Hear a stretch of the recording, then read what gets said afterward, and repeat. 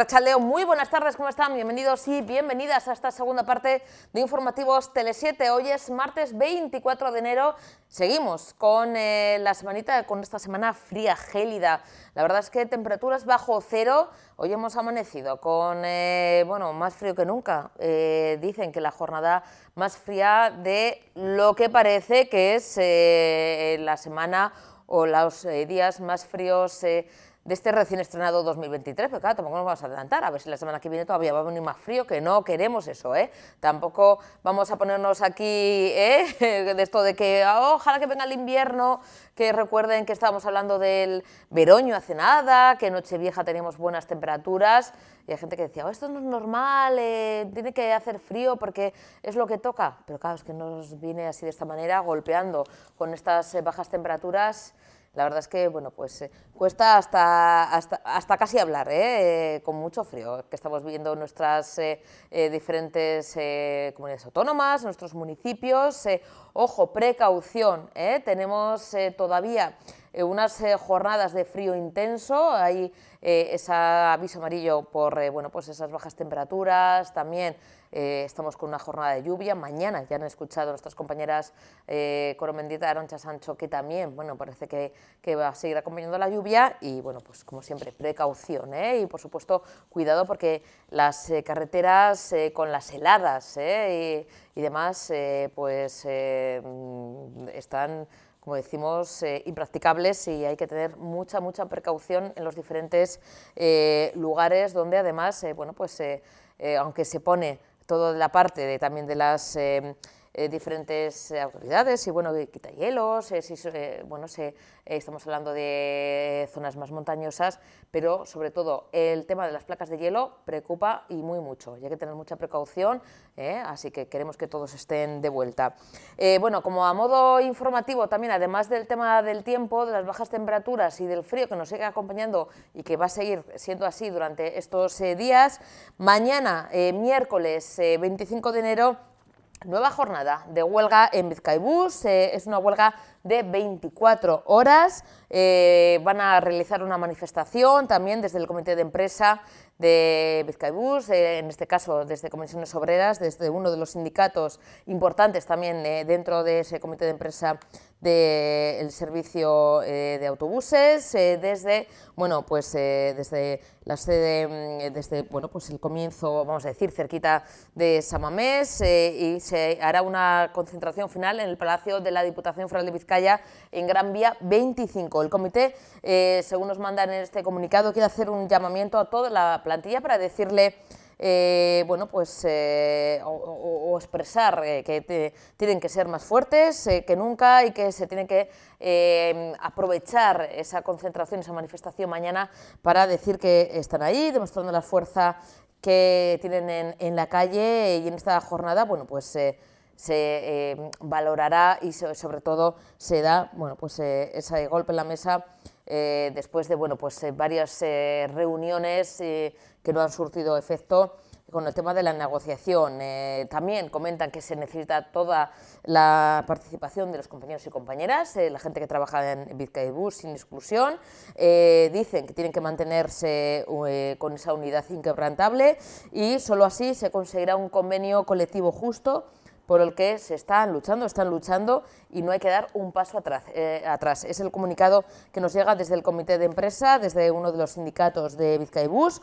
Mañana manifestación, como decimos, a partir de las 8 de la mañana, luego será bueno, pues frente al Palacio Foral, donde se den cita, bueno, pues pasarán por Sabino Arana, por la Gran Vía y demás, por ese convenio justo que, bueno, recordemos que nuestras compañeras Coro y Arantxa estuvieron hablando con uno de los representantes, Juan Carlos González, de los sindicatos, del sindicato Comisiones Obreras, que están, bueno, presentes en esta mesa de negociación y que, bueno, pues están y nos han mandado esa convocatoria que mañana, huelga, manifestación en Bilbao, como decimos, desde las 8 de la mañana. Pero vamos al terreno político. Hoy se ha celebrado, bueno, una sesión, un pleno extraordinario en el Congreso de los Diputados, en la Cámara Baja. Han intervenido diferentes grupos políticos que, bueno, pues además sobre las 12 del mediodía han comenzado con el debate de convalidación o derogación del Real Decreto Ley del 27 de diciembre del año pasado, 2022, que eran esas medidas de respuesta concretas a las consecuencias económicas y sociales de la invasión de Rusia a Ucrania, y de también, bueno, pues también dar cuenta de ese apoyo a la isla de La Palma a través, y además de otras situaciones de vulnerabilidad, de otras situaciones concretas de, bueno, de necesidad de apoyo social en concreto. Vamos, en este caso, a escuchar a nuestros representantes, a nuestros grupos políticos que tienen representación, como decimos, en la Cámara Baja, en el Congreso de los Diputados. Uno de ellos es Euskal Herria Bildu y su representante, Óscar Matute. Luces y sombras, señor ministro. No se me ocurre otra manera de definir este Real Decreto que de esa forma. Porque, en definitiva, este Real Decreto se parece mucho a la acción de su Gobierno. Incluye buenas medidas, medidas en la dirección correcta, incluye pasos tibios en medidas que igualmente irían en la dirección correcta y incluye también errores, desde nuestro punto de vista, que lo que permiten o lo que pretenden es generar un cierto equilibrio o paz social con precisamente aquellos a los que esta crisis no les está tocando ni de refilón, porque lo que están haciendo es engordar sus cuentas de beneficios. Y voy a hacer un repaso por buena parte de las medidas, aunque usted ya lo ha hecho, para posicionar a nuestro grupo. Usted ha hablado de las ayudas al transporte, y está bien, y creemos que ha sido una decisión correcta. Bonificar el transporte público, sobre todo en cercanías y en media distancia, a través de Renfe y otros operadores, ha sido una buena medida. No solo por el beneficio inmediato para los consumidores y consumidoras de dichos elementos de transporte, sino también y fundamentalmente porque ayuda a otra amenaza que tenemos a la vuelta de la esquina y que va más allá de la guerra de Ucrania, de lo que pudieron ser los efectos del volcán de La Palma u otras situaciones de vulnerabilidad, que es la transición ecológica. Controlar el precio de la electricidad es otra buena medida. Nos parece bien que se siga avanzando en ello. Nos parece bien que se sigan impidiendo los desahucios a gente sin alternativa habitacional, pero algo habrá que hacer mejor porque, por ejemplo, hoy y hasta ahora en Vallecas se están desahuciando a una familia sin alternativa habitacional, y ese es solo un ejemplo de los muchos que seguramente se están dando en toda la geografía del Estado español. Está bien que se impidan los cortes de suministros. ¿Quién se puede oponer a eso? Pero sigue siendo sangrante que mientras hablamos de esto y lo decimos con claridad, pues exista la cañada real. Está bien que no se despida a trabajadores de empresas que han recibido ayudas. Parece razonable, parece lógico, y usted ha señalado las ayudas ICO y otra línea de ayudas. Está bien, por supuesto, que se suba el salario mínimo interprofesional, y está igual de bien que se aumenten las pensiones en un 8,5%. Está también bien que se eleven las pensiones no contributivas al 15% o que se limite la subida de los precios de alquiler al IGC o al 2%, que viene a ser lo mismo. Esas dos medidas, por cierto, fueron medidas determinantes para que Euskal Herria Bildu votara a favor de los presupuestos generales del Estado, y así lo hicimos pesar en la negociación. Y está bien también que vayamos haciendo algo para intentar reducir el balance de precios que supone la cesta de la compra, que supone la compra de alimentos para los ciudadanos y ciudadanas. Están bien todas estas medidas, pero aún así la situación es dramática para muchísima gente. Dramática para subsistir, no dramática porque haya uno u otro gobierno que sea más o menos patriótico. Pero el Estado, este Estado, como cualquier otro, está anclado en una sociedad, en una realidad, y la realidad en la que está es la de un mercado, y ese mercado es un mercado de una economía de corte capitalista. Y parece evidente que en un modelo capitalista la desigualdad no cotiza. En un mercado capitalista la desigualdad se supone, es más, se promueve. Por eso, el capitalismo no es sino la acumulación de capital, la concentración del capital en pocas manos y la depauperización de las masas trabajadoras. Esto, que parece sacado de un libro, se explica muy bien, por ejemplo, en las movilizaciones que están haciendo ahora mismo, y no serán los únicos, los trabajadores de Autoglass en Laudio, que ven como un fondo buitre investigado por la Audiencia Nacional, Parter Capital, ha decidido comprar una división de Guardian para mandar a 250 trabajadores a la calle. Yo creo que ahí tendremos que hacer algo más también para evitar las deslocalizaciones. Pero, en definitiva, todo lo que sea que desde el poder público se recupere iniciativa, se recupere espacios de control y decisión y se recupere intervención, está bien. Pero lo que hacen falta es que las medidas sean estructurales. Si la desigualdad es estructural, todas estas medidas que hoy he anunciado aquí no tendrían que ser excepcionales, tendrían que ser permanentes y estructurales, hasta que se reduzca la desigualdad a cero. Y la desigualdad nunca ha estado en el Estado español por debajo del 17%. Y eso, traducido en personas, es millones de personas, de ciudadanos y ciudadanas del Estado español, tienen que vivir en un escenario de vulnerabilidad, a veces extrema, para que el sistema siga funcionando, para que la rueda del capitalismo siga moviéndose. Pero, como le decía, también hay sombras, porque hasta ahora le he dicho lo que nos parece positivo de este Real Decreto. Hay sombras. Por ejemplo, volver a recurrir de manera constante a las reducciones del impuesto al valor añadido, del IVA, de un impuesto indirecto. Y eso nos parece que no es lo correcto, porque bajar el IVA ni siquiera afecta por igual a los ricos y a los pobres.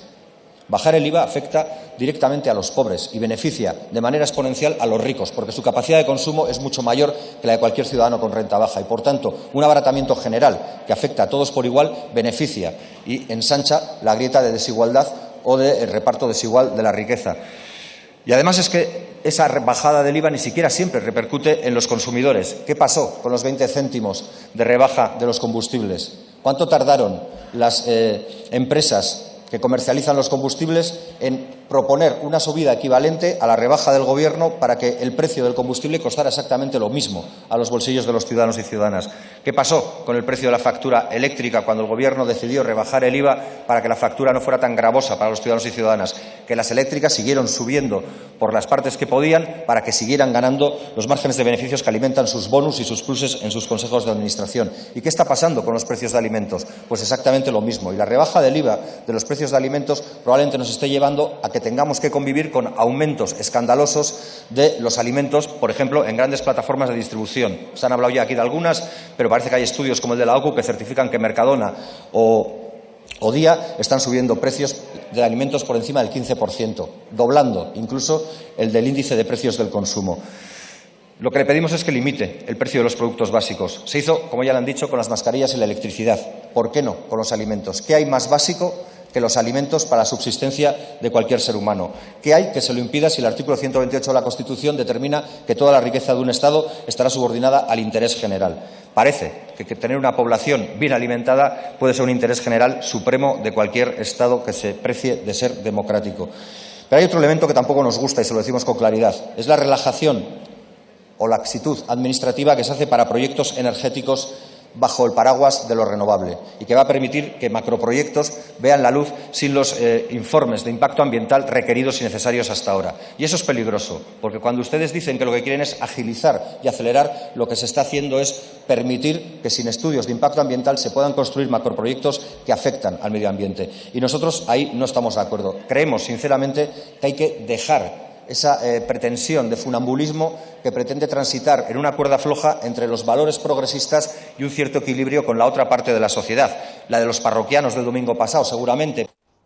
Bueno, y vamos a escuchar a Pedro Sánchez. A las 4 ha empezado su comparecencia a petición propia con ese nuevo paquete anticrisis, incentivos en la contratación y también dar cuenta de ese perfil internacional del Estado español. Se van a votar, como estamos escuchando, diferentes decretos leyes, pero sí que quería comparecer sin tiempo límite Pedro Sánchez para dar cuenta de las diferentes propuestas de cara a esos, vamos a decir, estos meses que estamos viviendo tan complicados y también para dar cuenta de esas reuniones que ha tenido también a nivel europeo. Vamos a escucharle, que está en directo ahora mismo.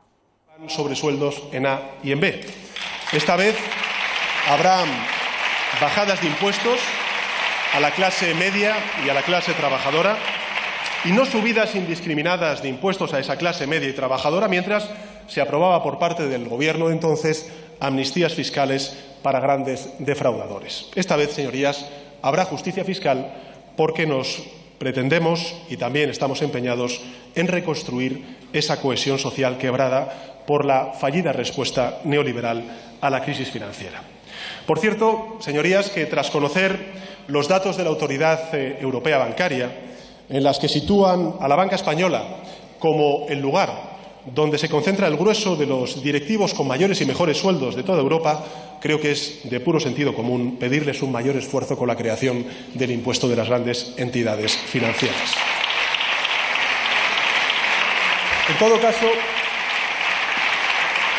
como siempre... Bueno, seguiremos volviendo a esa comparecencia del presidente Pedro Sánchez, como decimos, que ha arrancado hoy a las 4 de la tarde. Estamos siguiéndolo en directo y, bueno, pues a petición propia, como decimos, sin límite de tiempo para dar cuenta de ese paquete anticrisis, esa respuesta a la invasión de Rusia a Ucrania, del tema de la inflación y demás, que está, como decimos, ahora mismo hablando en el Congreso de los Diputados. Pero esta misma mañana, como decíamos, hemos escuchado antes Euskal Herria Bildu, pues vamos a escuchar a otro de los representantes de los partidos políticos vascos, también con representación en el Congreso, que es el Partido Nacionalista Vasco, donde bueno, pues, han mostrado también su postura ante bueno, pues, también esas medidas, el tema de la guerra, de la invasión, ayudas también a diferentes ámbitos, el tema de la contratación. Bueno, pues han estado hoy a las 12 del mediodía, como decimos, diferentes partidos políticos en ese pleno extraordinario, y vamos a escuchar a la representante del Partido Nacionalista Vasco, Idoia Sagastizábal.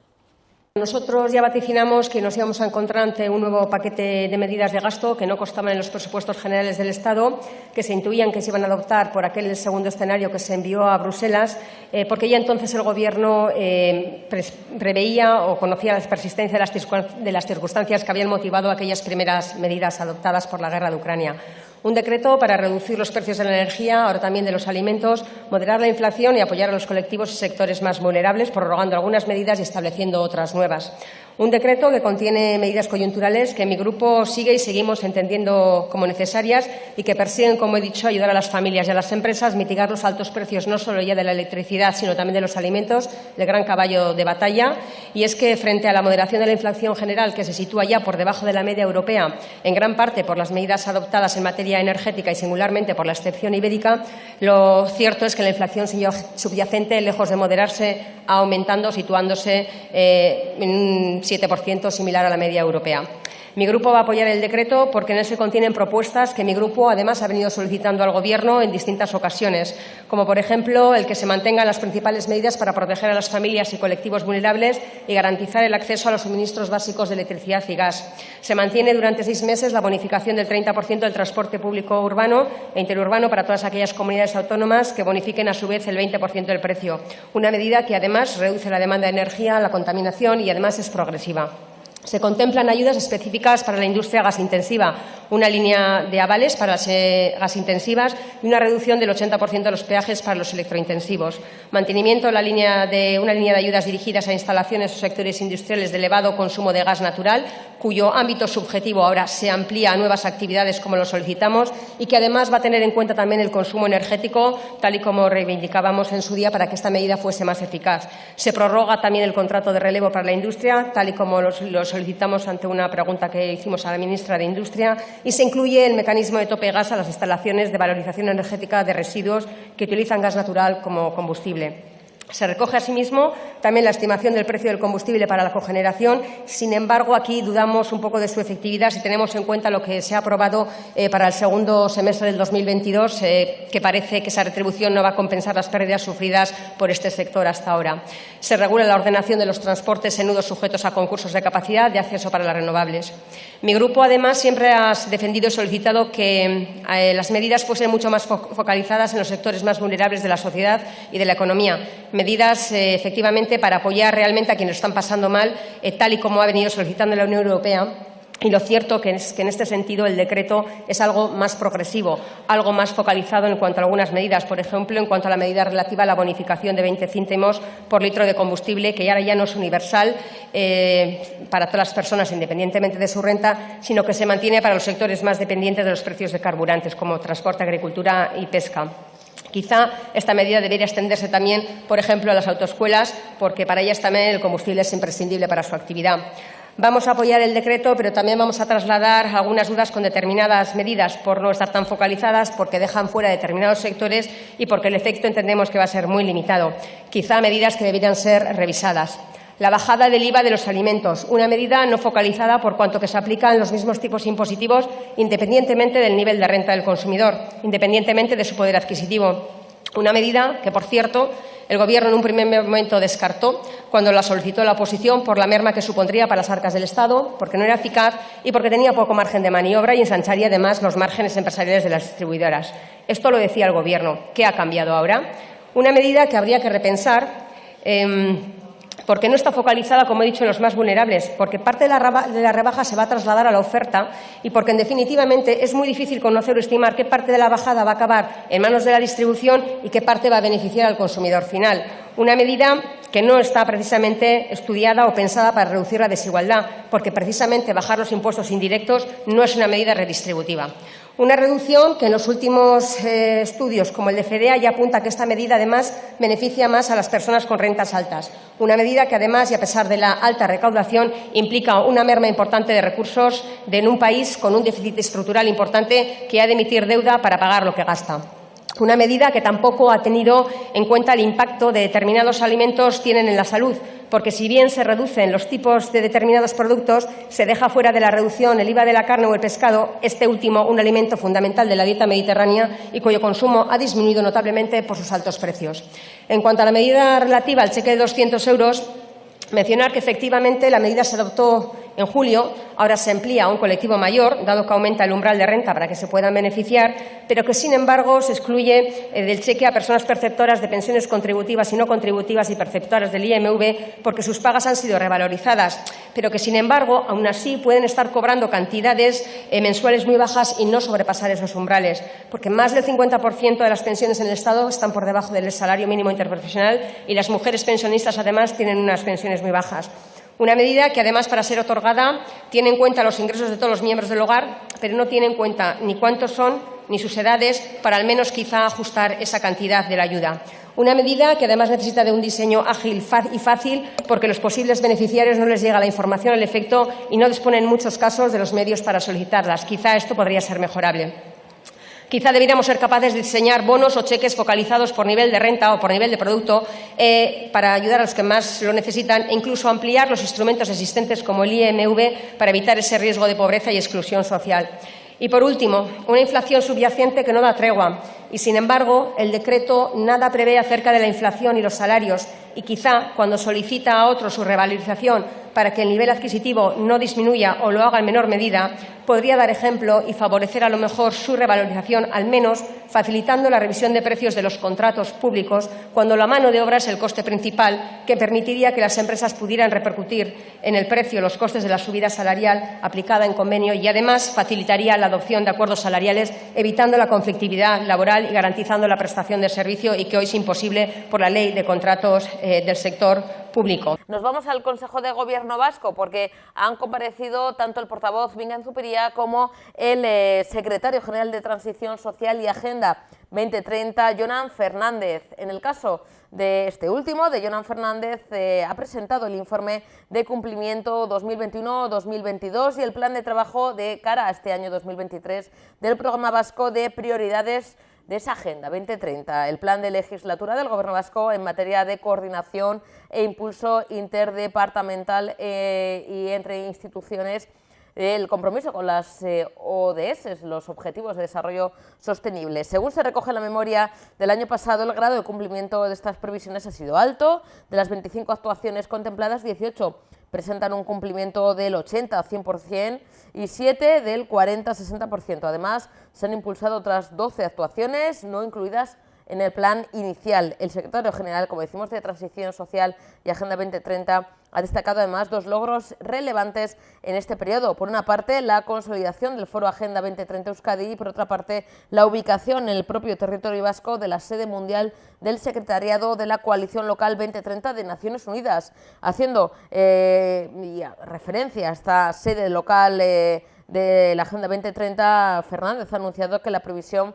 es que durante el segundo trimestre de este año 2023, personal directivo, ni más ni menos que de Naciones Unidas, trabaje ya en la sede vasca de esta sede, aquí en Euskadi, Local 2030. En este momento se están cerrando con este fin los trámites entre Naciones Unidas, el Gobierno estatal, el Gobierno vasco y el Ayuntamiento de Bilbao. Vamos a escuchar, entre otros temas, a Jonan Fernández. En cuanto a la memoria, 2021-2022 refleja un alto grado de cumplimiento. De 25 actuaciones contempladas, 18 están en un cumplimiento del 80-100% y 7 del 40-60%. Y adicionalmente se han impulsado otras 12 actuaciones no incluidas inicialmente en el plan. En el balance cabe destacar dos logros relevantes. Por una parte, la consolidación del Foro Agenda 2030 Euskadi. Este foro es el órgano de la gobernanza colaborativa de los ODS, en el que participan todas las instituciones vascas, las universidades, clústeres, centros de investigación, la sociedad civil. Y, en segundo lugar, también la ubicación en Euskadi de la sede mundial del Secretariado de la Coalición Local 2030 de Naciones Unidas. Y con respecto al plan de trabajo para este año, el primer objetivo es reforzar los 4 ejes principales del programa de prioridades de la Agenda 2030, que son divulgación, gobernanza compartida, evaluación y compromisos tractores. Desde un punto de vista más temático y con vistas a este mismo año, el contexto internacional y la realidad tanto vasca, estatal como europea instan a otorgar especial relevancia dentro de los ODS a todo lo que tiene que ver con la transición energético-climática, la descarbonización de la economía y las energías renovables. Perdón. El plan de trabajo del Gobierno vasco en materia de ODS hasta final de legislatura prevé abordar otras 34 actuaciones. La previsión es que durante el segundo trimestre de 2023 el personal directivo de Naciones Unidas trabaje ya en esta sede de Bilbao de la Coalición Local 2030. En este momento se están cerrando con este fin los trámites entre Naciones Unidas, el Gobierno español, el Gobierno vasco y el Ayuntamiento de Bilbao. La ubicación en Euskadi de esta sede de Naciones Unidas es una responsabilidad que invita a reforzar los esfuerzos de las instituciones vascas tanto en materia de localización, lo que significaría hacer más y mejor hacia adentro, y de colaboración internacional, lo que significaría compartir e intercambiar con más intensidad hacia afuera. La misión de Local 2030 es promover la localización de los ODS en las instituciones regionales y municipales de todo el mundo. En este sentido, los gobiernos subestatales adquieren una relevancia especialmente importante en los 8 años que restan hasta el 2030. Y su rol es fundamental precisamente porque corresponde a gobiernos locales y regionales ejercer el 70% de las competencias relacionadas con el cumplimiento de los ODS. Precisamente por ello, el Gobierno vasco va a seguir impulsando en el ámbito internacional la defensa de un papel más relevante de los gobiernos subestatales en la gobernanza de la Agenda 2030. Bueno, y tenemos, a ver si podemos hablar con él, recordamos, Jon Barrueco, profesor e investigador baracaldés, profesor del Centro de Formación Somorrostro, flamante premio internacional con su proyecto, con esa herramienta de la inteligencia artificial contra el bullying, contra el acoso escolar, como decimos, en esa 16 edición de los Quality Innovation Awards. Jon, de nuevo, buenas tardes, bienvenido de nuevo, a ver si podemos hablar, Jon. Un placer. Sí, buenas tardes. Vamos a aprovechar que ahora nos oímos, nos escuchamos, Jon, por seguir un poquito al hilo, ¿no? Comentábamos la importancia, ¿no? de actuar contra esa lacra social que es el acoso escolar, el bullying que tú sufriste en tus carnes, de ahí también que te hizo empezar este proyecto, un proyecto, como decimos, premiado a nivel internacional, donde has ganado y has arrasado entre más de 700 proyectos de diferentes, de cerca de 20 países a nivel mundial. Y Jon, has traído a Baracaldo, a Muskiz, porque pues das tus clases en Muskiz, en Somorrostro, pues ese premio. Pero cuéntanos, ¿cómo usas o cómo es el utilizar la inteligencia artificial para detectar de manera precoz los casos de acoso escolar? Sí, pues lo que hacemos al final es, bueno, tenemos un cuestionario que está dedicado exclusivamente a que se conjugue bien con la inteligencia artificial, de forma que ambos se compenetran bastante bien. Lo que hace la inteligencia artificial es busca entre todas las respuestas las posibles conexiones que hay, todos los patrones que existen, que un ser humano no podría ver entre millones y millones o miles y miles de datos, ¿no? La inteligencia artificial se encarga de eso, es como un cerebro, pero un cerebro, digamos, software, maquinaria. Y busca todas esas relaciones, y entonces, si tú haces de nuevo un cuestionario, tú, una persona, él va a relacionarte con las respuestas, digamos, que más se están pareciendo al cuestionario y qué pasa con esas personas. ¿Qué es la diferencia que hay con hacer un cuestionario normal? Que es objetivo, te basas en una escala de valores, sacas un 70 y significa esto. No, este va mucho más allá. Es como que comprende la respuesta que le estás dando en base a todo lo que ha aprendido. Eso es lo que hace la inteligencia artificial que va por debajo. John, es una manera de identificar además diferentes roles, diferentes papeles que son fundamentales en el tema del acoso escolar, porque hay veces que siempre pensamos o creemos que solamente está en la figura de la persona que acosa, del acosadora y de la persona víctima, pero luego hay otro rol, otro papel que también hay veces que es clave, que es la persona observadora, la que, bueno, pues está ahí en algunas ocasiones, lo hemos visto, grabando, que no defiende, que no dice nada, que se calla, que lo sabe, o que aplaude, o que ayuda, como decimos, luego graba esa agresión y lo sube a redes sociales. El papel del observador también es, observadora, es fundamental, ¿no, John? Y también lo detectáis con esta herramienta de inteligencia artificial. En efecto, de hecho es que es un papel importantísimo, tanto un observador pasivo, que se puede quedar sentado en su mesa y no hace nada, como un observador activo, que es como tú bien dices, que se pone a grabar con el móvil o empieza a dar ánimos al acosador, etcétera, etcétera. Es un rol súper importante y nosotros también distinguimos ese rol. Al final tenemos 4 posibles roles: el acosado, el acosador, el observador pasivo y el observador activo. Y son los 4 igualmente de importantes de detectar. John, cuando te comentaron, o bueno, cuando te comunicaron que habías recibido este premio internacional, como decimos, a la innovación educativa, ¿no? a la excelencia, al buen hacer con esta utilización de la inteligencia artificial para detectar de manera precoz estos casos de acoso escolar, no sé qué sentiste, cómo fue un poquito la reacción, porque como antes hemos comentado, son más de 700 proyectos de diferentes lugares del mundo, es decir, y que te traigas el premio a Baracaldo, a Muskis, yo siempre digo, bueno, vamos a compartir, margen izquierda, porque tú eres profesor de Somorrostro de Muskis, pero eres baracaldés, ¿qué sensaciones? ¿Cómo se te quedó un poquito el cuerpo cuando te dijeron que habías ganado este importante galardón? Sí, yo soy baracaldés de pura cepa, así que desde nacimiento. Primero impresionado, porque no me lo esperaba. Lo presentamos de una forma, pues bueno, vamos a presentarnos aquí para ver si lo que hemos hecho, a ver qué opina otra gente. Pero fue así, o sea, por pura casualidad. Y de repente pasamos la fase de Euskadi, ganamos la fase de Euskadi y eso te hace poder ir a la internacional, donde ya compites, como bien has dicho, pues con más de 20 países, más de 700 propuestas, y de repente nos dicen que ganamos en la fase de educación. Y yo me quedé así.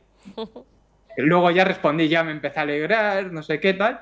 Empecé, joder, qué bueno, bien, pero lo que más me alegraba no era el premio en sí, sino el que se reconociera y el que sabía que esto me iba a poder posibilitar que en medios de comunicación, divulgadores, etcétera, etcétera, pudieran difundir que la inteligencia artificial se puede usar de forma social, para el bien social, sobre todo para el bienestar emocional, porque el malestar emocional está siendo la pandemia de esta década, la verdadera pandemia, digamos, en grande, y va a seguir siéndolo la siguiente década, yo creo. Y tenemos que empezar a buscar herramientas, a ser amigos de la tecnología, no tenerle tanto miedo, sí respeto, pero no miedo, porque bueno, hay personas que buscamos conjugar la tecnología con el bien hacia la persona. John, el proyecto se llama Bucovia y además ha sido liderado por ti, John, pero también, además de el Centro de Formación Somorrostro, participan el Centro Nazaret de Donosti y el Colegio Zabalburu de Bilbao, ¿no? Que también han colaborado contigo y oye, que también imagino que estarán súper felices por este premio. Se van a entregar los galardones el próximo 23 de febrero en Kazajistán. ¿Vas a poder acudir?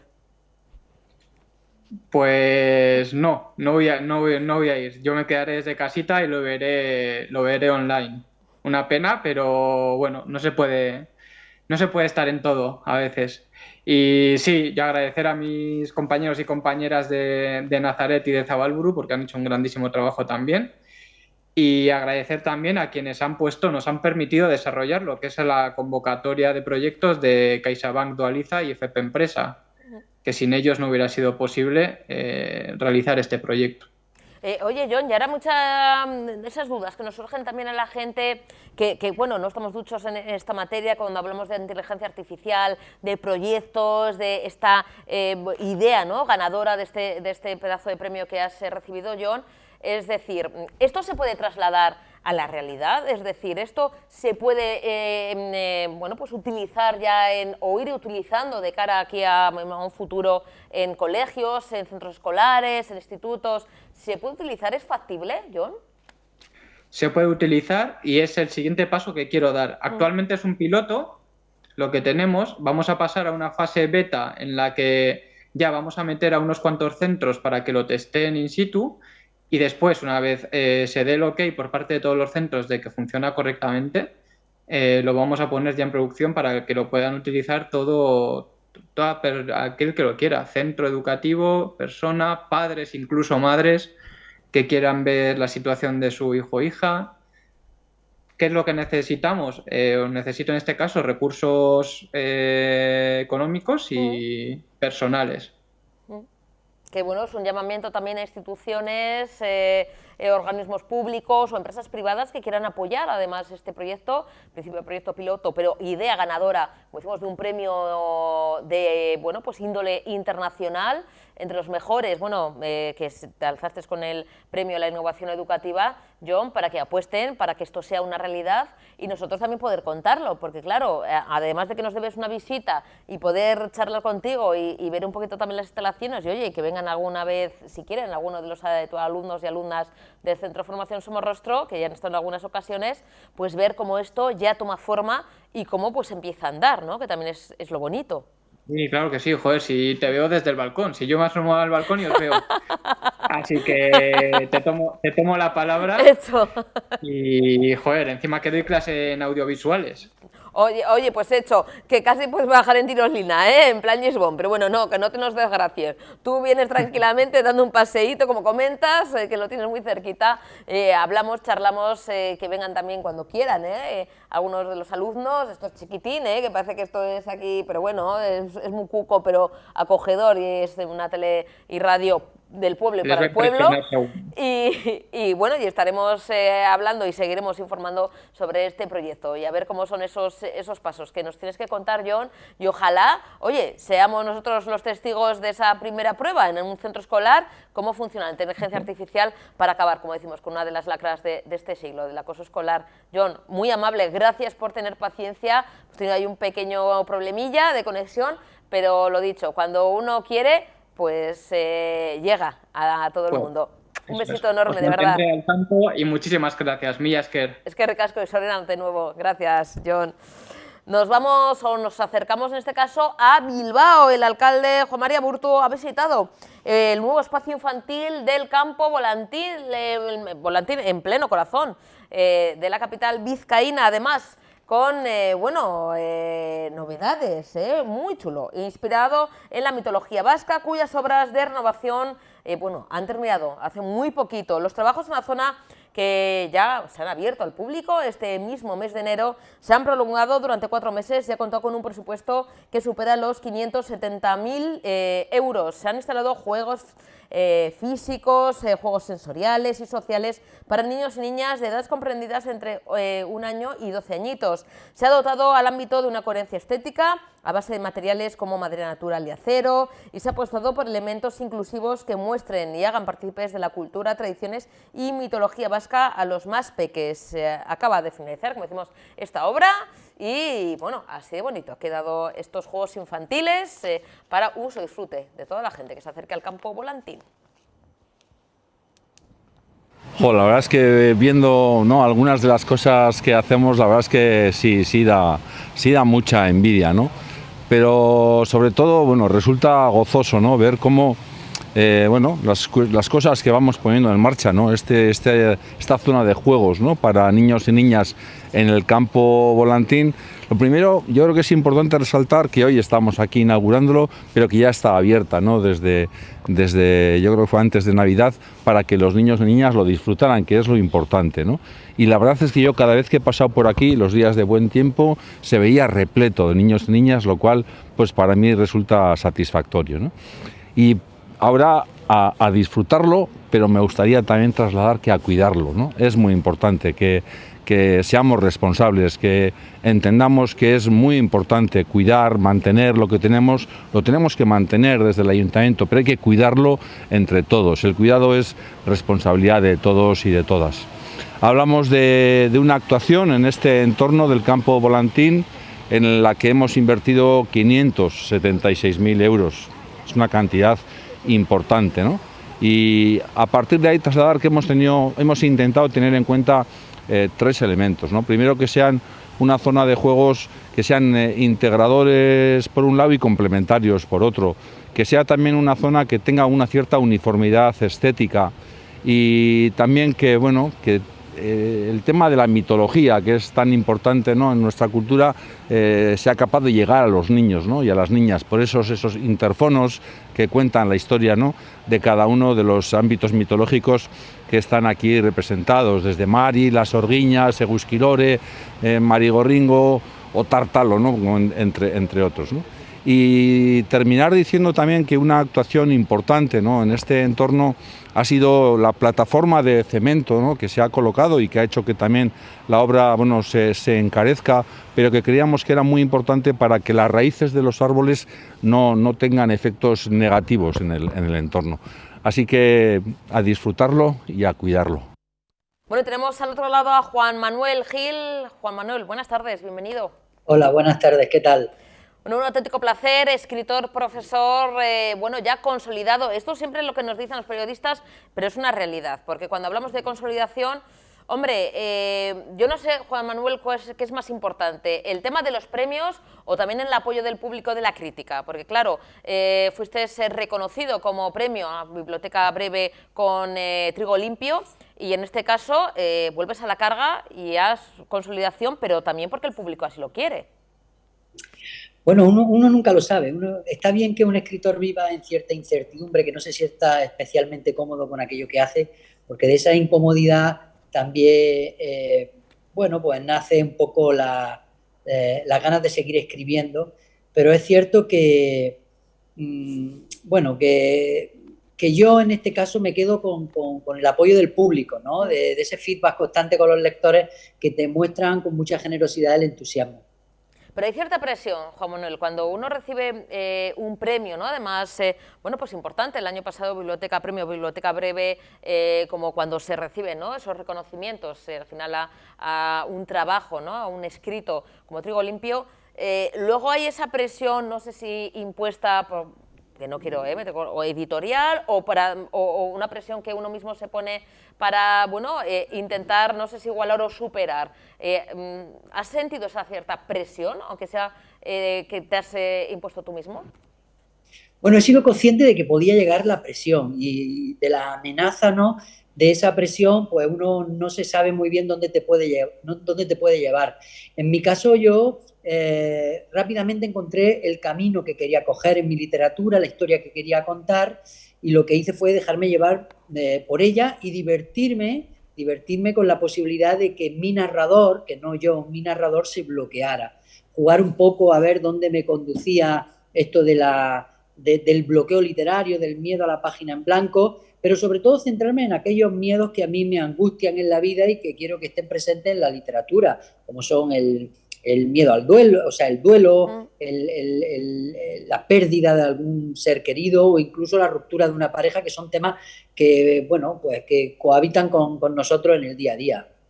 La flor del rayo que estamos viendo, están viendo los telespectadores, telespectadoras, esta portada que nos comentarás, porque, bueno, antes de nada, es que yo soy muy perruna, soy muy de perretes.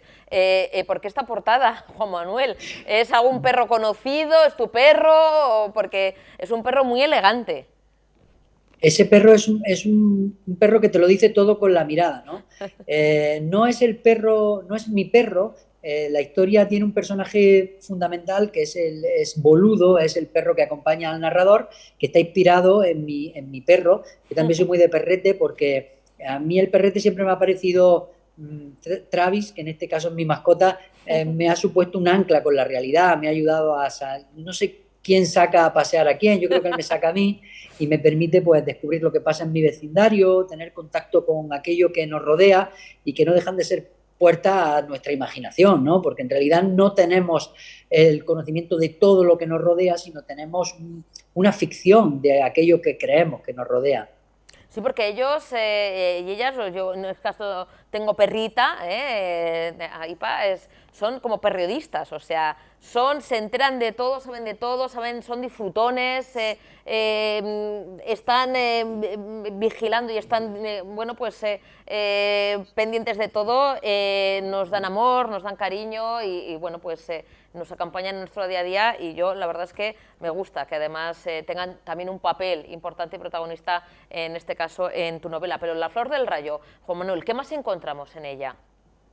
Pues encontramos a un escritor que cree que puede ordenar su vida a través de su trabajo literario, de su creación. Cree que puede arreglar las cosas que no funcionan en su día a día, escribiendo, afrontando la posibilidad de tener entre manos una novela, y esa novela, no sé si por desesperación o por suerte, la acaba encontrando en un lugar muy próximo a su casa, una vivienda que creía abandonada y que de repente no es tal cosa. Un día encuentra una ambulancia en la puerta, alguien que se va en esa ambulancia y un hombre que llora, y se hace la pregunta de qué historia hay detrás de esa escena, y fruto de su desesperación está dispuesto a hacer casi cualquier cosa, atravesando casi cualquier línea, con tal de apoderarse de esa historia que se esconde en el jardín de esa casa. Es un poco autobiográfico, Juan Manuel. ¿Tú eres de naturaleza curiosa? Sí, yo creo que todo escritor, ¿no? Todo escritor lleva dentro un ficón, lleva una persona que está dispuesta a lanzar el ojito por el rabo del ojo a mirar qué ocurre en una ventana o qué pasa al otro lado del seto del vecino, y porque sabe perfectamente que en eso ahí hay una puerta maravillosa, una llave a lo que todo el mundo goza cuando abre un libro, que es a la ficción. Como no podemos entrar dentro de esa casa, como no podemos saltar sin sufrir consecuencias el seto, lo que hacemos es que nos dirigimos a nuestro estudio y nos ponemos a teclear, claro. Pero es importante, Juan Manuel, estar atentos a todo lo que pasa en la vida, ¿no? Es decir, cuando hay veces que preguntamos, ¿no? O nos preguntamos cómo un escritor o escritora es capaz de hacer esta historia. Bueno, por supuesto el poder, ¿no? de la imaginación, el saber contar las cosas, de cómo contarlas, pero también hay que estar muy pendientes de lo que ocurre a vuestro alrededor. Es decir, Juan Manuel, también hay que salir a la calle. Es decir, eso de estar encerrado, cuando comentabas, ¿no? Enfrentarse a la hoja en blanco. Hombre, esperar, no sé, toda una noche en vela, encerrado en casa, a que vengan las musas, también hay que salir, ¿no? Porque la vida al final nos cuenta historias, ¿no? Y solo hay que saber mirarlas desde vuestro punto de vista, vuestros ojos. Sí, es cierto, la literatura, yo soy de los que piensa que la literatura hay que salir en su busca, ¿no? No hay que estar encerrado, esa imagen del escritor encerrado en su torre de marfil no va conmigo, no es mi proceder habitual. Yo procuro acercarme a aquellos lugares que yo entiendo que pueden esconder una historia. Lo que pasa es que esa historia, o donde se esconden esas historias, muchas veces están más cerca de lo que uno imagina, ¿no? No tenemos que hacer largos viajes, sino simplemente, como tú bien apuntabas, abrir bien los ojos, prestar atención, porque en los libros, en las canciones, en los paseos con tu perro, en las visitas al supermercado o en cualquier, incluso cuando uno sueña, puede ser una semilla determinante a la hora de encontrar una buena historia que contar. ¿Cómo está recibiendo el público? Ha salido hace poquito La Flor del Rayo, Juan Manuel, ¿cómo lo está recibiendo los lectores y lectoras? ¿Qué te comentan? Bueno, pues lleva muy poquito, lleva casi una semana, o no llega a la semana, y por ahora lo están recibiendo, o así me lo están trasladando, con un entusiasmo que yo agradezco profundamente, porque claro, uno está trabajando durante mucho tiempo pegadito a la historia y ya casi que le falta esa distancia que le hace ver las cosas con cierta objetividad.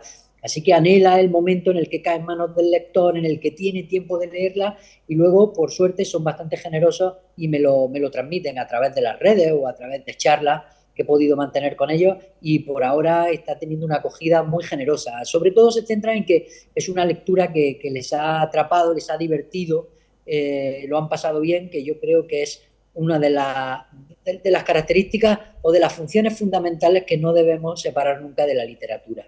Pues lo agradecemos, Juan Manuel, que bastante penas tenemos ya en nuestro día a día y sobre todo mirando, ¿no?, a la política, a la situación actual, la crisis, la inflación, los precios del supermercado y demás, poder disfrutar de una bonita historia, de una buena historia bien contada, Juan Manuel, se agradece. Así que has puesto tu granito de arena para que seamos un poquito hoy más felices. Así que darte las gracias. Muchísimas gracias. Por haber estado con Gracias. nosotros.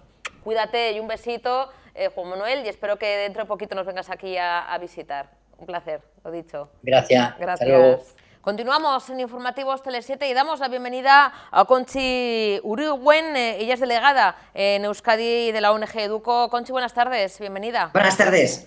Bueno, Conchi, hoy es el Día Internacional de la Educación y qué mejor momento para denunciar precisamente la falta de educación, no solamente de gobiernos, instituciones y demás, sino también el poco acceso a la educación que tienen los menores, los adolescentes en países en guerra, en conflictos, en diferentes situaciones que a día de hoy ven negada un derecho fundamental, que es el derecho precisamente a la educación.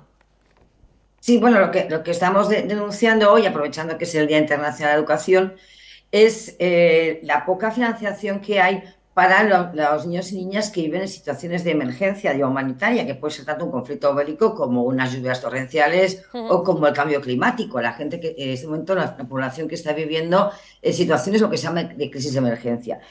Solamente se ha cubierto un 28,9% de las necesidades, de todo el dinero que llega de ayuda humanitaria del mundo entero, solo sirve para cubrir el 28,9% de las necesidades educativas de estos niños del mundo. Es un 40% de niños, niñas y adolescentes que viven en estos países de conflictos afectados por catástrofes naturales que han visto negado su derecho a la educación. Eso es lo que queremos decir hoy. Fíjate, Conchi, que actualmente solo el 3% de los fondos humanitarios van destinados a la educación de estos jóvenes, de estos niños y niñas en contextos de emergencia, cuando se reivindica, ¿no?, desde la campaña mundial por la educación, que sea el 10, es decir, del 10 al 3 hay un trecho grande, hay un trecho importante. Eso, pues sí, porque en este momento, mira, hay, diríamos, 222 millones de niños que han visto interrumpida su educación por crisis humanitarias. Y diríamos que el 84% de los niños que no acuden a la escuela, o sea, viven en zonas de conflicto, en zonas de catástrofes naturales. Han visto interrumpida su educación o no han tenido acceso a ella debido a este motivo. Fíjate, Conchi, que estamos hablando de fondos humanitarios destinados a la educación cuando, bueno, sí que hay otros fondos para otro tipo de cosas. Es decir, la educación parece que siempre está en la cola, ¿no?, a la hora de ayudar a diferentes países o zonas del mundo.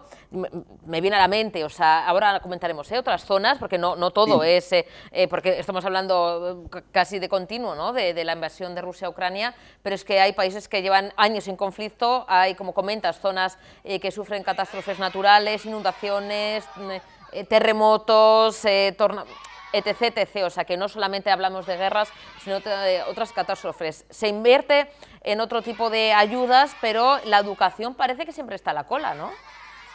Bueno, lo que pasa es que diríamos que en los últimos años hemos vivido unas crisis humanitarias y unas necesidades educativas que se han multiplicado exponencialmente. Ahora las crisis son de muy larga duración, entonces millones de niños ven interrumpida su educación y no solamente se ven interrumpidas, sino que muchas veces vamos a retomarla rápidamente, pero no se puede retomarla, también hay que acelerar todo el tiempo perdido, porque la educación es un arma para estos niños, porque la educación, por ejemplo, en conflictos de guerra es totalmente protectora. Al estar en las escuelas, estar en educación, están protegidos, por ejemplo, de estar abandonados en la calle y ser víctimas de trata o de matrimonios precoces. O hay muchísimos ejemplos. También el hecho de estar con otros niños en la escuela les hace vivir esa crisis de una manera distinta, aumenta su resiliencia. O sea, es muy importante. La educación está en urgencia, también está en emergencia.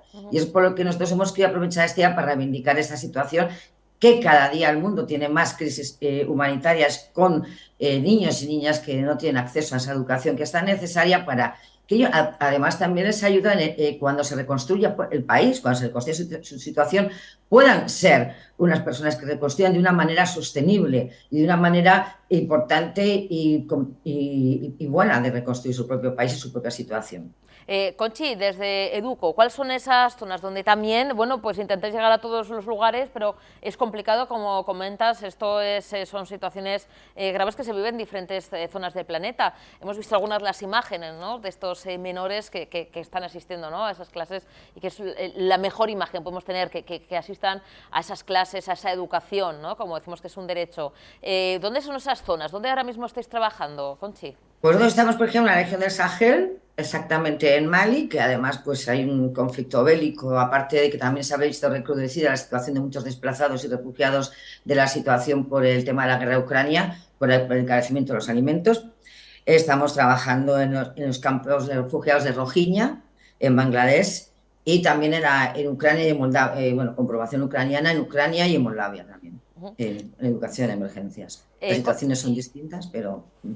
Conchi, yo, fíjate, hoy leía, bueno, escuchaba también la noticia que se cumplen, si no me equivoco, 11 meses ya de esa guerra en Ucrania, y claro, comentaban que, bueno, de casi un año, y hay esa brecha, o sea, hay jóvenes que van a ver, o sea, que han visto paralizada su educación, y que esto luego va a costar, ¿no?, retomar, que se produce esa cierta brecha, sobre todo depende de la edad.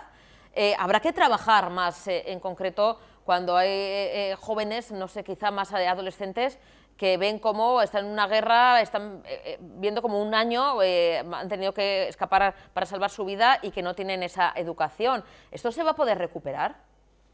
Hombre, es lo que nosotros reivindicamos, es lo que queremos. Yo creo que si hay voluntad sí se puede recuperar. Por supuesto, es necesaria la inversión.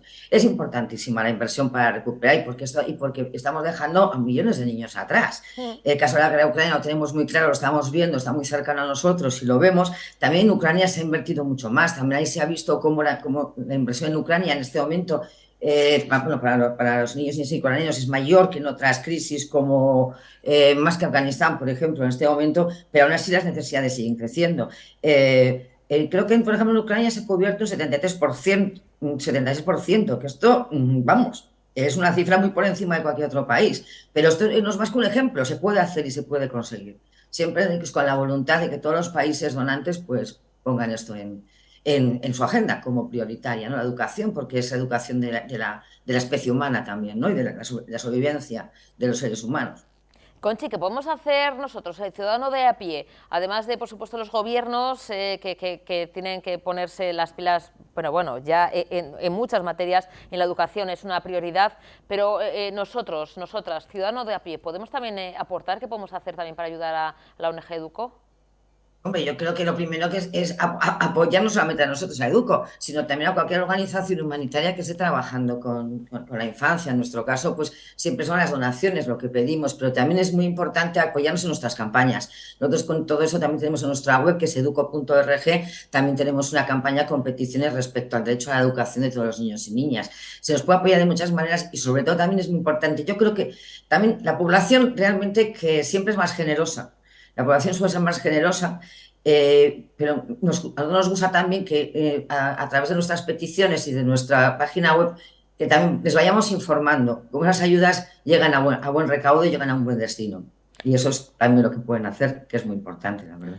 Fíjate, Conchi, que ahora, bueno, pues se me viene también a la mente que hemos comentado, ¿no?, la importancia de la educación para no solamente, ¿no?, labrarse esos niños, niñas, adolescentes un futuro, ¿no?, construir una sociedad, el mundo. Al final, como decimos, es el futuro, son los que van a heredar, ¿no?, este planeta, sino también, comentabas, ¿no?, alejarles, ¿no?, de otros peligros, ¿no?, de la violencia también de sus países. Incluso, fíjate, ahora me ha venido a la mente los niños y niñas soldado, ¿no?, que también es algo que gracias a la educación, gracias a escuelas en diferentes lugares, ¿no? a esa apuesta por tenerles, ¿no? Que sean unas horas las que se puedan en una escuela, se evita que estas mafias, ¿no? o estos deseables les capten, ¿no? Para ser niños y niñas soldado. Claro, es que ellos son, son las víctimas de trata, de tráfico de personas, matrimonios precoces, niños solos, todo esto, porque la escuela siempre es un lugar protector y la educación siempre es protectora, ¿no? Porque también te educan para que te protejas.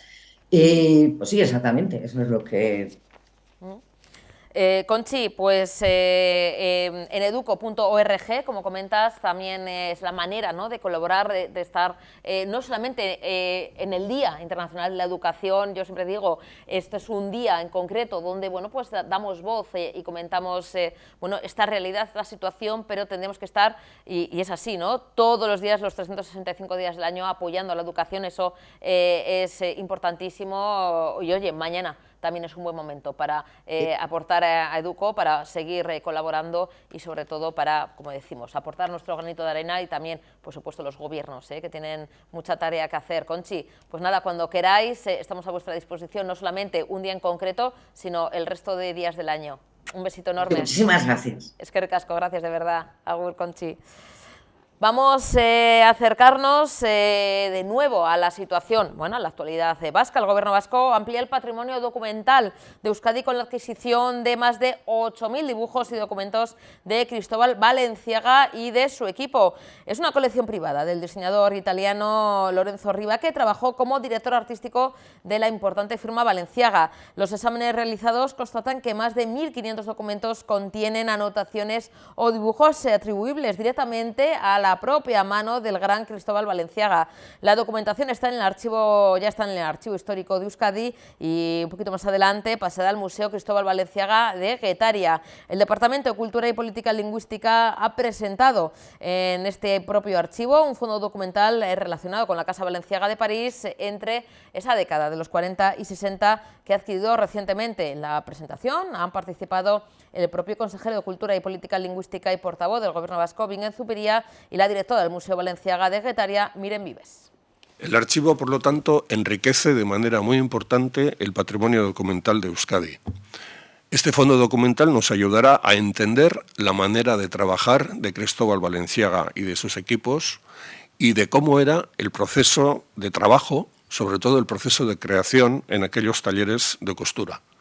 Y por las referencias que contienen son también una forma muy ilustrativa y de gran valor documental para conocer cómo era una parte de la sociedad en los mediados del siglo XX.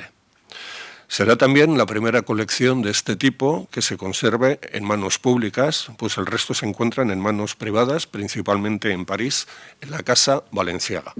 Por lo tanto, desde el punto de vista patrimonial público, adquiere un valor especial esta colección. Están los compañeros del Archivo de Euskadi trabajando ya en su catalogación e inventariado. Se digitalizará todo el material y conservará en los soportes adecuados para mejorar y asegurar su conservación. También se iniciarán los trabajos correspondientes de catalogación y análisis de todo el material. Bueno, y tenemos ganas de disfrutar de la buena música, de los buenos directos, aunque cuando decimos lo de final de gira nos da como un poquito de pena, pero bueno, en algún momento tienen, me imagino, también que disfrutar del hogar, de la casa. Bueno, todavía quedan fechas, y es más, tenemos ya aquí en la Sala Santana 27, el 4 de febrero, a Sinova con bueno, pues el cierre de gira y con el éxito de su último trabajo. Gabri, buenas tardes, Arratsaldeon. Buenas un tardes, placer, Arratsaldeon. como siempre. Erlantz, buenas tardes. Buenas tardes. Bienvenidos ambos dos. Sinova, que, bueno, cerráis ya la gira, ¿no? Cerramos la gira por salas, estos 2 años de tantísimo movimiento y la verdad es que está siendo bonito, ¿no? Y tenemos muchas ganas ya de pisar nuestra propia casa, que estaremos aquí en la Santana y va a ser maravilloso. Bueno, ¿dónde os ha llevado la buena suerte? Que es el título del disco, porque suerte, bueno, no, yo creo que más que suerte es hacer bien el trabajo, ¿no? Hacer los deberes. Sí, tener la gente adecuada cerca, hay muchos factores importantes que se tienen que dar, ¿no? Y que tienen que converger para que todo funcione Y la verdad es que, fíjate, empezamos con un disco en plena pandemia, con una incertidumbre brutal, sin saber hacia dónde nos dirigíamos, ni nosotros ni el mundo, ¿no? Y todo ha ido muy bien, ¿no? Contra pronóstico todo ha ido muy bien y nos ha llevado por todas partes. Hemos cruzado por primera vez. Sí, si hablamos de manera virtual, podíais estar ensayando, podíais estar mostrando o trabajando, pero Gabriel, el abrazo de Erlange, ¿no? El resto de compañeros, eso, nos podemos hacer los duros, pero eso se echaba de menos, ¿no? Sí, por supuesto. Y a lo largo de estos 2 años, en esta gira, pues otra cosa no, pero abrazarnos vamos, y celebrar un poquito la vida, pues nos ha tocado hacerlo, porque creo que lo merecíamos, ¿no? El disfrutar un poquito de la propia vida, de nuestra profesión y de la propia furgoneta, de los kilómetros y tal, que quizá en ese periodo, en ese antes de, ¿no? Había momentos que se hacían más complicados, más duros, cuando estabas lejos de casa. Ahora también, pero se vive de otra manera.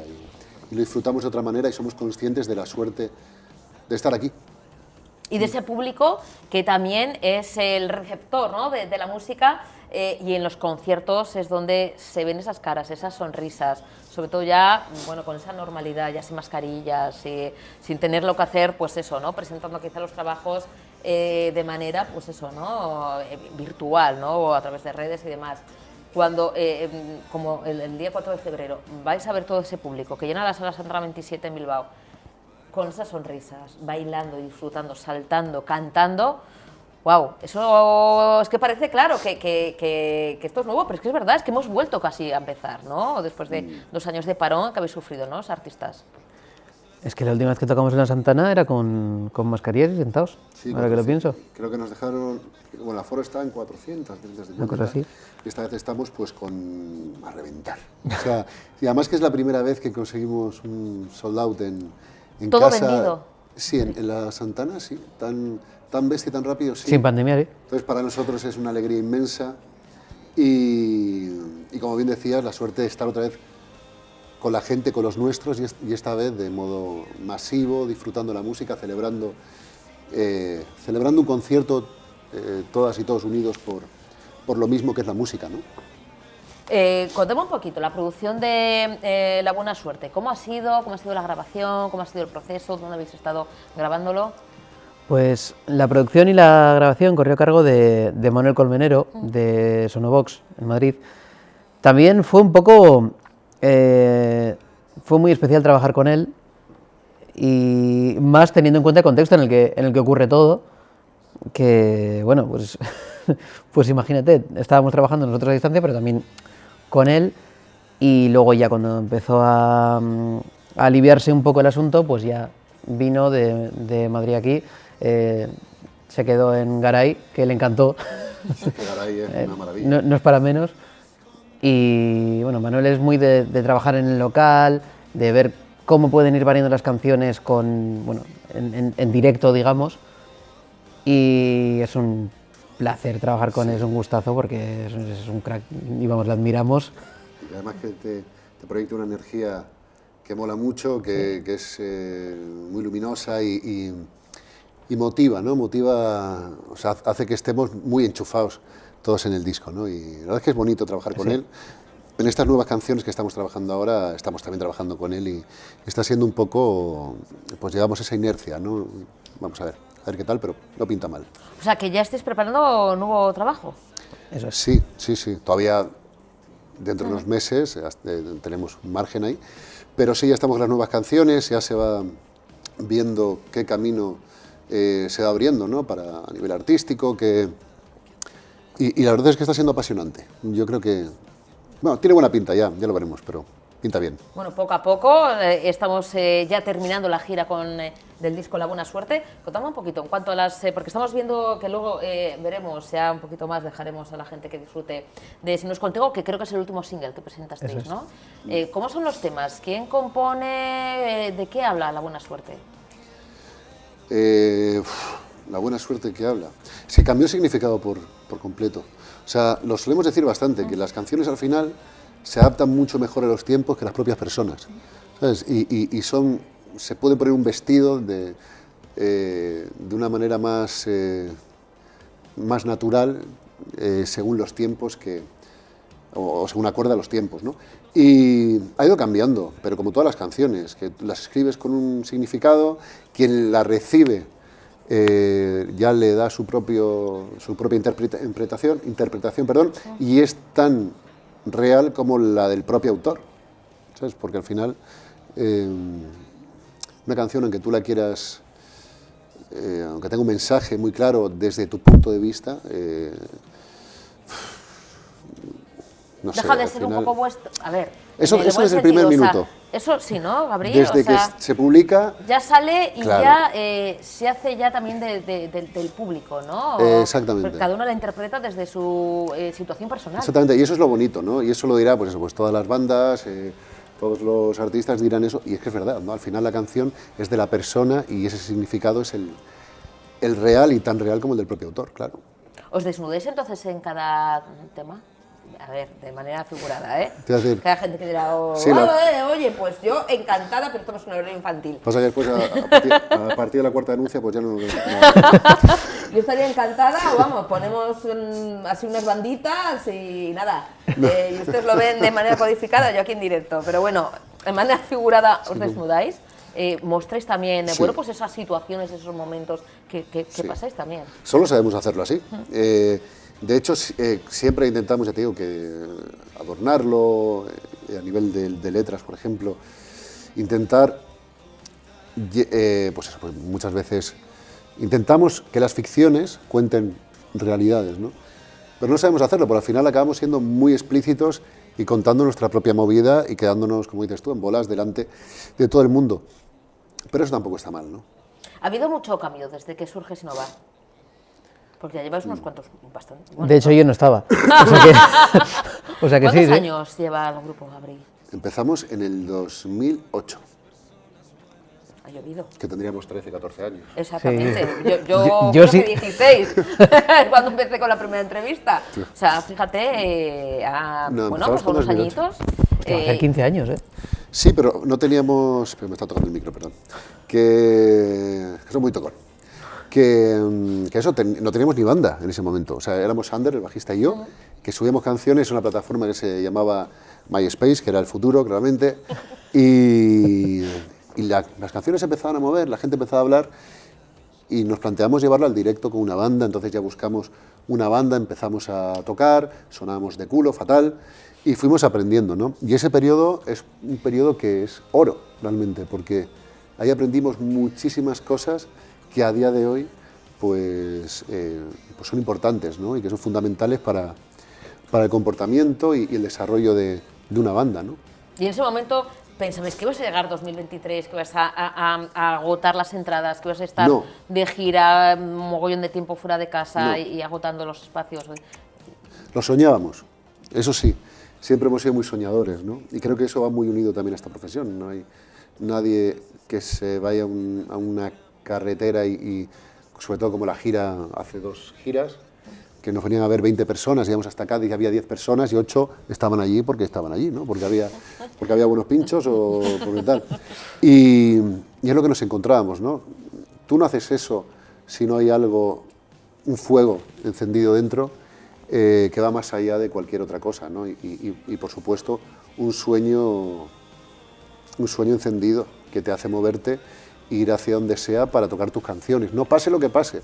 Y por suerte pues está yendo bien y diría que es casi un milagro, pero después piensas en los acontecimientos, en la gente que se ha ido incorporando, en cómo han sido fundamentales para llegar todos juntos donde estamos ahora mismo y es algo para, no sé, para estar orgullosos y sobre todo agradecidos, ¿no? Que es como comentábamos al comienzo, jugando un poquito con la buena suerte, ¿no? El nombre del último disco, y que puede haber un poquito igual de suerte, está en el momento adecuado, no sé.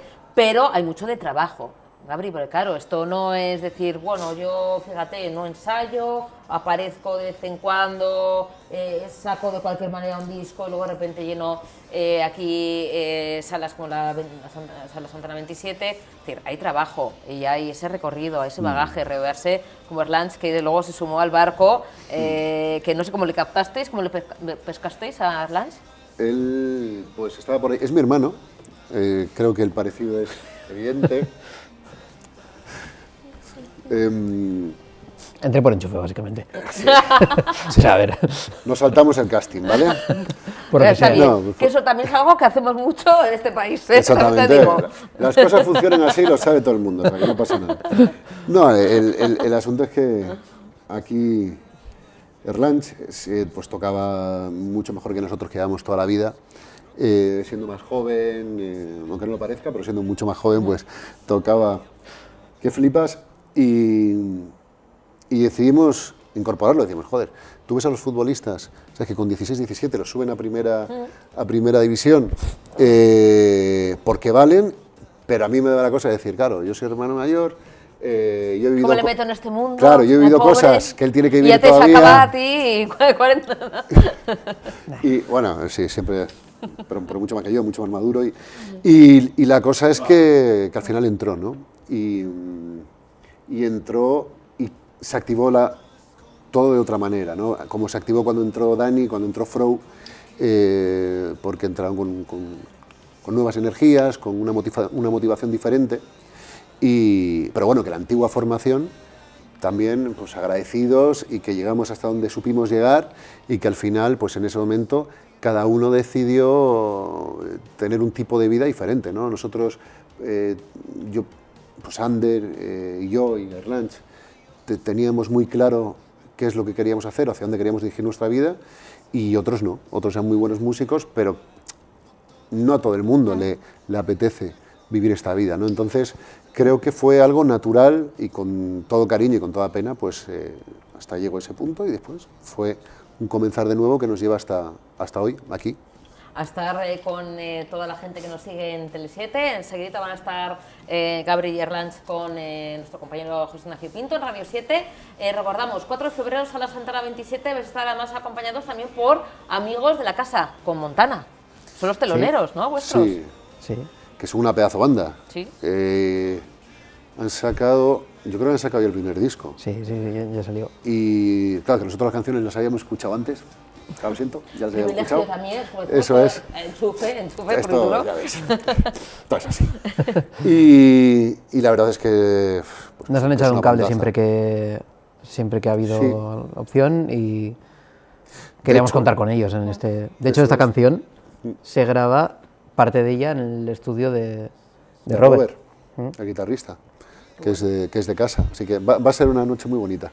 Un pedazo bolo, ahí estaré en primera fila, iré para estar la noche anterior haciendo cola, para no quedarme sin sitio. Sala Santana 27 en Bilbao, 4 de febrero, con Sinova y, por supuesto, acompañados de también amigos de la casa de Montana. Vamos a dejarles con Si no es contigo, si os parece. Gabri y Erlanch, muchísimas gracias. Un auténtico placer, como siempre. Espero que no pase mucho tiempo, que ya se está cocinando el siguiente trabajo, pues que vengáis aquí a contarnos todos los detalles. Será un placer. En vuestra casa. Será un placer, de verdad. Como siempre, muchísimas gracias. Un placer. Vamos a dejarles con el vídeo Si no es contigo y nos despedimos. Mañana más, y no sé si mejor, porque claro, esto es difícil mejorarlo, pero bueno, lo intentaremos. Un besito, Irarte.